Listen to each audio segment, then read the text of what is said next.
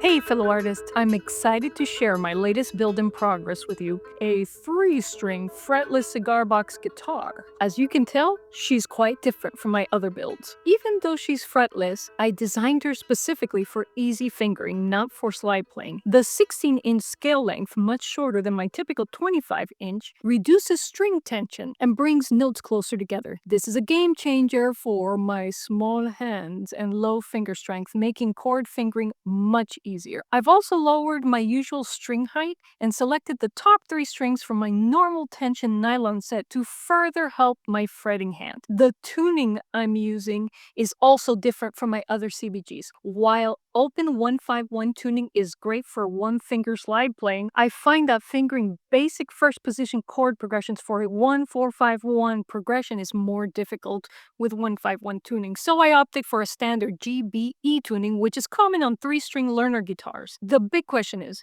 does this cigar box guitar actually do what I've designed it for? Which is to give people like me, non-guitarists with small hands and low finger strength, the ability to easily perform basic chord changes in first position and finger melodies easily. The answer is, while I'm getting pretty resonant chords in first position, I think I can help my little fingers out with some frets. I'm considering installing frets only for first position because I'd love to perform melodic slides in the upper positions down the road. Regarding fingering notes above first position, I've noticed that notes above the 5th fret marker cause my strings to contact the edge of my cigar box. So I need to head back to my workshop and file down that edge so my strings can ring freely up and down the fingerboard. This guitar has been quite a journey, experiencing one build disaster after another. I'm surprised she even came together at all. The original cigar box hinges were misaligned, and while my replacements somewhat fixed the issue, they caused other alignment problems. At the time of making the scarf joint headstock, which I usually don't do, I typically just opt for a flat fender style headstock with a tension bar, I didn't have a miter saw that could create the correct 10 to 15 degree angle, so the headstock angle is wider and more dramatic than on most guitars. I also tried to cover up some polyurethane mishaps with wood burning and gold leaf, and that went amiss, which explains a very unusual detail right here. Thus far, creating this prototype has been a challenge, but I've learned a lot of new building techniques from this project. If you guys like the end result, I may construct more of these small 3-string learner guitars for craft markets and my online shop.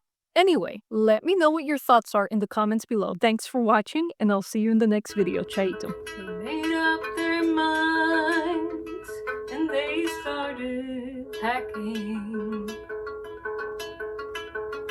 They left before the sun came up that day. An exit to eternal summer's lacking. But where